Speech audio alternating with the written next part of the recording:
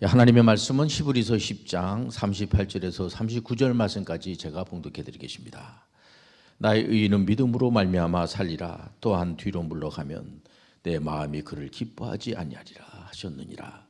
우린 뒤로 물러가 멸망할 자가 아니요 오직 영혼을 구원함에 이르는 믿음을 가진 자니라. 아멘. 오늘은 코로나19와 자존감이라고 하는 제목으로 은혜를 나누겠습니다. 자존감. 남하고 비교하는 그런 것이 아니고 스스로 품격을 지키고 자기 자신을 존중하는 거잖아요. 지금 지구상에는 한 70억 정도가 살고 있지 않습니까? 그런데 이 70억을 가만히 보면은 한 사람도 같은 사람이 없어요. 물론 이제 쌍둥이들은 비슷하죠. 비슷하다고 그래서 똑같은 건 아닙니다.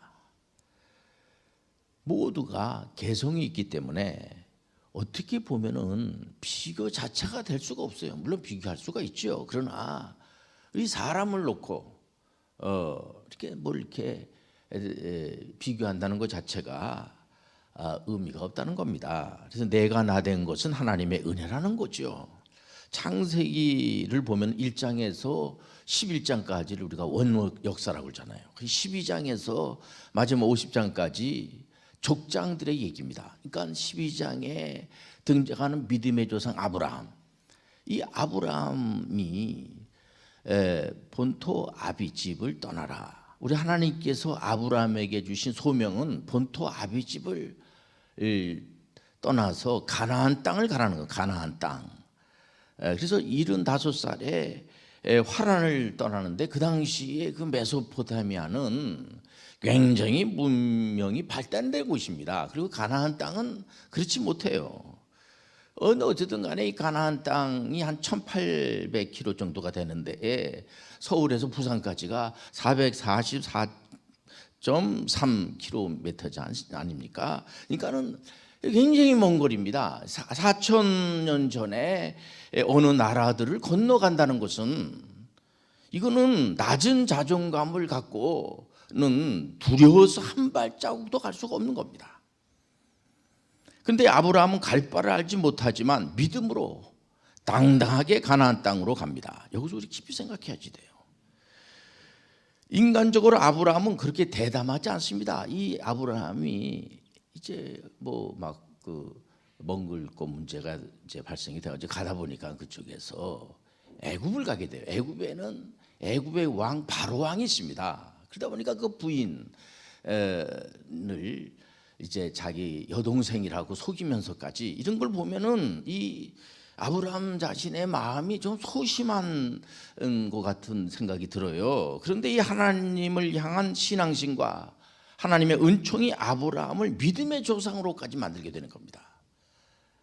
그리고 그 조카 롯이 어려움을 당했을 때에 자기 그 식솔들을 거느리고 가가지고 그 자기 조카를 이렇게 구출하는 걸 볼 때 보면 그 믿음의 그 신앙심이라고 하는 것이 대단한 그런 자존감을 높여준다는 걸 볼 수가 있어요. 그래서 히브리서 11장에 보면 믿음 좋은 분들이 쫙 등장하는데 아브라함이 하나님을 순종하는 분으로 기록하고 야고보 기자는 야고보서 2장 23절에 그는 하나님의 벗이라 칭함을 받았다 하니 어떻게 사람이 피조물이 창조주 하나님과 어떻게 친구가 될 수가 있습니까? 이것은 하나님이 주시는 신앙의 힘은 이렇게 높은 자존감의 믿음의 조상이 된다는 거죠.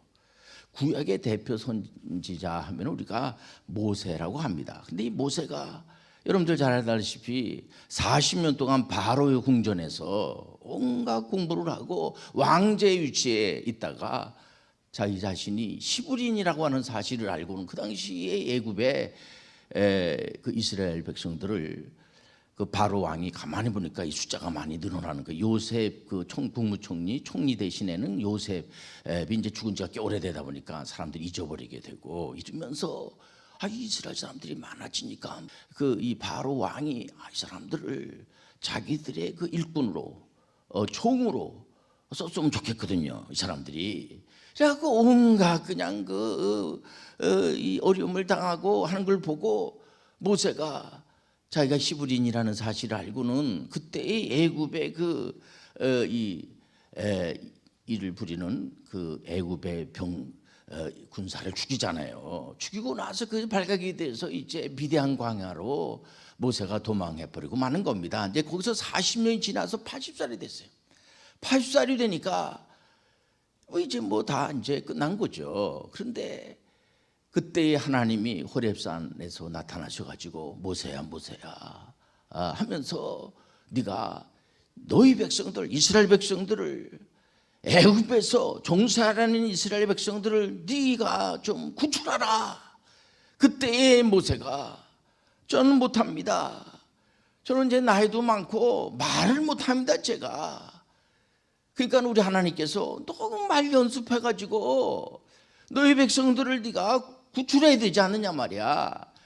그렇게 말씀하지 않으시고 너희 형 아론이 말을 참 잘해 이러면서 옆에다 붙여줘가지고 하여튼 간에 모세의 그 자존감을 높여가지고 끝내는 이스라엘 백성들을 나중에 그 모세가 하도 이스라엘 백성들이 말을 잘 듣지 않고 하니까 하나님이 하는 걸 보라 말이야 이러면서 홍해 바다가 갈라지고 하는 걸 보면은 우리 하나님이 개입하게 되면은 어떤 사람도 아주 높은 자존심이 있는 사람들로 만들고 만다는 거죠. 보면 그러니까는 이 사무엘상과 열왕기상하고 역대기상에 등장하는 그 내용을 가만히 들여다보면 사울이 사무엘상하는 결국은 다윗 왕에 대한 얘기예요. 근데 다윗을 보면은 다윗은 10대 때부터 하나님이 주시는 개혁주의 신앙으로 아주 자존감이 대단한 사람이에요. 그 당시 이스라엘의 초대 왕인 사울인데 이 사울 왕이 있을 그 당시에 블레셋에 그때 전쟁이 일어난 거예요. 그 블레셋에 골리앗이라고 하는 장군이 거인 장군이 나타나가지고 이스라엘이라고 하는 나라가 완전히 풍전등화 같은 가운데 있는 겁니다. 그때에 10대밖에 되지 않은 소년 다윗이 이 무시무시한 적장 골리앗을 하나님의 이름으로 물맷돌로 당장 이기고 말아요. 그러니까 이분의 늘 고백이 뭐냐면 시편 18편에 나온 나의 힘이 되신 여호와여 내가 주를 사랑하이다. 하나님의 사랑의 힘은 어떤 거대한 힘도 너끈 이길 수밖에 없는 자존감이라는 거예요. 이 골리앗을 이기고 난 뒤에 장인어른이 된 사울 왕이 정신이 약하다 보니까 자기 그 장인 그 사위되는 다윗을 막 시기하고 질투심 때문에 이거 죽여야 되겠구나 해가지고 그러니까 이제 다윗은 도망할 수밖에 없으니까 남의 나라로 도망가고 그까지 또 죽이려고 하는데 다윗이 사울 왕을 죽일 수 있는 그런 상황인데도 다윗 왕의 그 다윗의 자존감 때문에 죽이질 않고 어떻게 하나님이 세우신 왕을 죽일 수 있느냐. 그러니까 이 자존심이라고 하는 것은 어떻게 보면 분명한 기준이 있는 거예요. 그러니까 다윗 왕이 이스라엘의 통일 왕국을 세울 수 있었던 것은 하나님 향한 신앙의 자존감이 통일 왕국을 완성할 수 있었던 것이에요. 다윗 왕의 고백은 원망이 아닙니다. 왜 하나님 나만 미워하십니까? 벽 보고 기도하면서 왜 하나님 이러면서 맨날 그냥 하나님 앞에 원망하고 우는 그런 사람이 있는가 하면 이 다윗은 왜 하나님 왜 나만 사랑하십니까? 여기에 진정한 믿음의 자존감을 우리가 볼 수가 있어요. 신약의 그 선교 신학자 대표라고 하면은 우리가 사도 바울 선생님이라고 그래요. 사도 바울은 부활의 주님의 음성을 듣고 소명의 열정이 역동성이 있습니다. 사도행전 9장 20절에 보니까 즉시로 각 회당에서 예수가 하나님의 아들이심을 전파하십니다.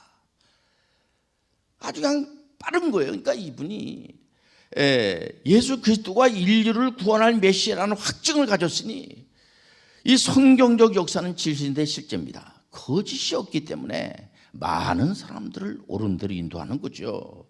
이 사도 바울 선생님은 안독에서 여러분들 알다시피 그 바나바 목사님이 가만히 사도 바울 선생님을 보니까 그 주님의 음성을 듣고 그 변화의 책임이 일어나고 이게 잘 살펴보니까 성령 받은 사람이에요.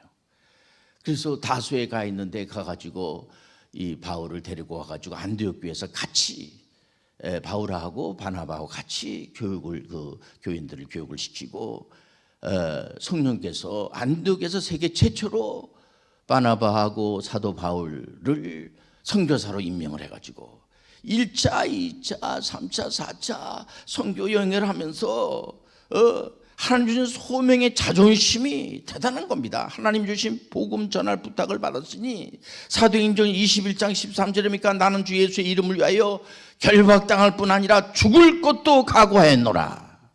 이런 자존감은 로마서 5장 8절에 보니까요, 우리가 아직 죄인 되었을 때 그리스도께서 우리를 위하여 죽으심으로 하나님께서 우리에 대한 자기의 사랑을 확증했다는 거예요.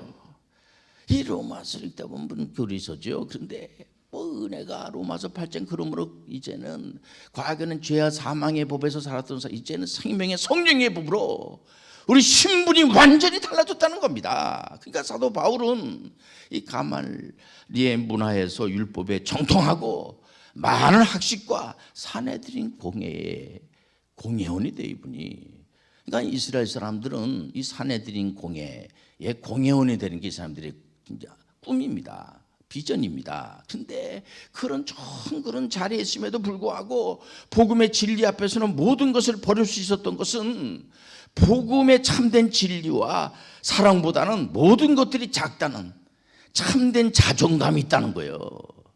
다 버리더라도 이 복음이라고 하는 것이 너무 귀하기 때문에, 그러니까 이 바울 사도가 평생 그저 살아가는 데 있어서 한시도 쉬지 않고 또 전문의 선교사로 어느 곳에 가든지 간에 바울은 1차, 2차, 3차, 4차 선교 사역을 하면서 곳곳마다 그 제자 양성들을 그렇게 많이 해요. 그래서 그 아버님이 헬라인이고 어머니가 이제 유대인인 그 디모데, 몸도 약하죠. 상당히 소심하고. 그렇지만은 아주 성경에 구약에 정통한 디모데를 그저 훈련시켜가지고 그 곳곳마다 세우고 에베소 교회 담임 목사로 세우고 또 헬라인인 그 디도를 이제 복음을 이제 전하게 가르쳐 가지고 하나님 말씀을 잘 가르쳐 가지고 디도가 고린도에 어떤 문제가 생길 때마다 고린도에 가서 그 문제를 해결하게 하고, 그리고 그레데 섬에 가가지고 배만 좋아하고 거짓만 하고 문제가 많은 그런 곳에 바울 선생님한테 얼마나 교육을 잘 받았겠어요. 디도를 그레데 섬에다가 파송을 해가지고 요셉을 보세요. 요셉. 이분이 정말 어린 나이에 꿈을 꾼 겁니다. 그래서 이 볏집단들이 다 자기한테 절한다고 하니까는 그 형들이, 야 그러면 내가 너한테 우리가 절하겠느냐? 그 부모님들의 이제 해와달이 와서 절하고 뭐 이렇게 얘기를 하니까 그 시기심과 또 질투심 때문에 요셉은 그런 거에 대해서 전혀 관심이 없어요. 그래 요셉이 나중에 형들이 야곱의 아드님 형들이 말이야. 이 야곱 요셉 애굽으로 다 팔잖아요. 노예로 팔잖아요. 노예로 가도 하나님이 함께하니까 이 요셉이라고 하는 분이 총리 대신이 되는데 재미난 게 뭐니, 요셉한테 하나님께서 무슨 재산을 줬다 무슨 뭐를 줬다 그런 얘기가 없어요. 그저 하나님이 함께하면은 하나님이 함께하게 되니까 이 자존감이 대단한 거예요. 원수를 갚을 수밖에 없는 그런 상황인데도 그런 거 하지 않고 자기가 나중에 총리 대신이 돼가지고 높은 자리에 있으니까 자기 형들이 자기를 갖다 노예로 팔았다는 생각을 하게 되면 형들을 가만 내버려 두겠어요. 그런데도 형들을 애래도리요. 그러니까 원수 갚는다는 것은 이 피해자가 가해자를 용서하는 게 그게 용서예요. 그렇기 때문에 요셉이 너끈히 워낙 자존심이 강합니다. 하나님이 함께하게 되면은. 그래서 이 자존감이라고 하는 것은 우리가 만들어내는 게 아니에요. 하나님의 은혜로 하나님 준다는 사실을 뼛속 깊이 새기시길 바랍니다. 사도 바울 선생님 같은 경우에 보면은 복음 앞에서는 열등감이 0%, 자존감이 100%, 얼마든지 그러니까는 그 마게도의 환상을, 그 마게도냐인의 환상을 보고 난 다음에 유럽의 전초기지인 그 빌립보에 교회를 세우고 고린도, 데살로니가, 그냥 곳곳마다 그냥 교회를 세우는 겁니다. 에베소 교회를 세우고, 바울은 자기가 하고 있는 일이 얼마나 보람되고 당당하고, 그래서 그 빌립보 교인들한테 나는 왜 이렇게 선생님께서 열심히 이렇게 복음을 전합니까? 나는 부르심 부름의 상을 받기 위해서. 그 바울이 엄청난 그런 자존감이 워낙 그 대단하다는 게 뭐냐면은 형무소 안에 있으면서, 그 빌립보서가 옥중 서신이잖아요. 로마 감옥에 있으면서, 그 물론 빌립보 교인들이 정도 많고 아주 그 사람들이 착해요. 좀 가난하지만은.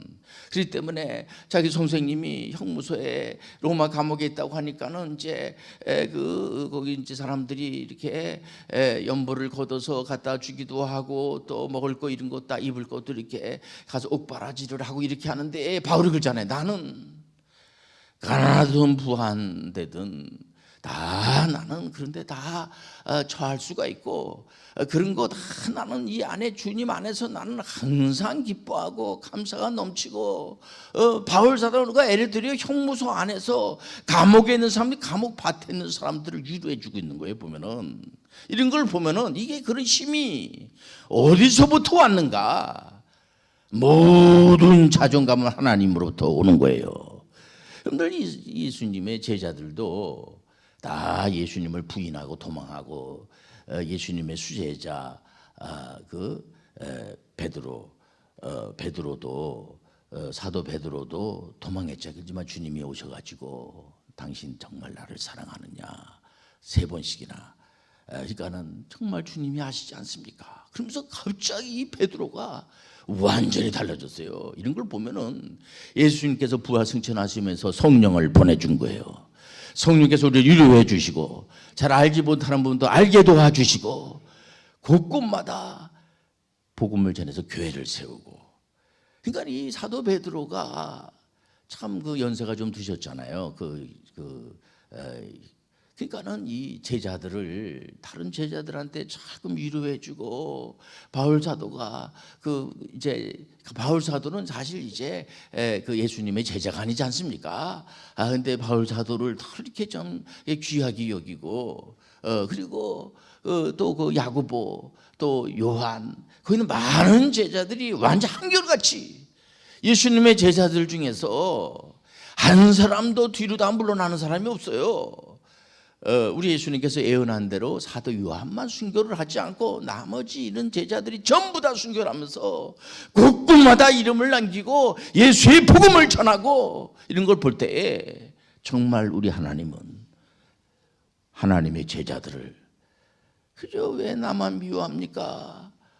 남하고 비교하면서 시기하고 질투하고 미워하고 이런 것이 아니라, 내가 나 된 건 하나님의 은혜라고 하는 사실을 고백하면서 얼마든지 제자양성을 하고, 지금도 많은 사람들이 복음을 전하려고 하는 것이 뭐냐면은 그 당시부터 초대교회 때부터 계속해서 그 복음의 그 진리가 참된 진리이기 때문에 지금까지 와가지고, 지금도 많은 분들이, 어떤 분들은 연세가 많이 드셔가지고 이제는 은퇴했어요. 근데 요즘 100세 시대라고 하잖아요. 이러다 보니까 이분들이 나머지 여생을 나 이제 복음을 전하면서 전문의 선교를 해야지. 이번에도 어느 분이 그러더라고요. 남편이 뭐해요? 그랬더니 무슨 이제 뭐 박물관 뭐 이런 데서 이제 이렇게 근무를 한다고 그래요. 그러면서 이제 이 전문인 선교, 이 선교 사역을 해야죠. 이런 얘기를 하는 걸 내가 들으면서, 우리 믿음의 사람들은 복음에 자존감이 있으니까 이렇게 복음을 전하면서 가는 것이 옳은 삶을 사는 거예요. 아직도 복음을 듣지 않는 사람들에게 복음을 전하는 그런 분들이 얼마든지 나온 것을 여러분들 두려워하지 말고 막지 마시길 바랍니다. 하나님께서 성령의 능력을 부어주시고 갖가지 은사까지도 하나님이 주셔서, 나는 이제 말씀을 전하는 고 싶은데 말씀을 전하는 그걸 잘 못해요. 그럼 하나님께서 말씀 전하는 그런 은사도 주시고, 저는 재물 얻을 그런 물질이 좀 필요합니다. 그럼 하나님께서 물질까지도, 재물 얻을 능력까지도 하나님이 주신다는 사실을 받아들이시길 바랍니다. 하나님께서 믿음의 조상 아브라함, 또 두 번째 족장 이삭, 야곱, 요셉까지도 하나님께서 물질의 권세를 주셨어요. 그분들 아직 거부들이 되잖아요. 이렇게 보니까 여러분들 복음으로 자존감을 가지시고 당당하게 이 흑암의 권세를 물리치고 세상을 변화시키길 주의 이름으로 축원합니다. 기도하지. 사랑의 아버지 하나님을 감사합니다. 복음은 우리를 자존감을 세워줍니다. 자존감이 넘치는 분들이 많아져서 아직도 복음을 모르는 사람들에게 가르쳐주는 그런 분들이 많아질 수 있도록 날마다 더해질 수 있도록 도와주옵소서. 예수님의 이름으로 기도드리옵나이다. 아멘.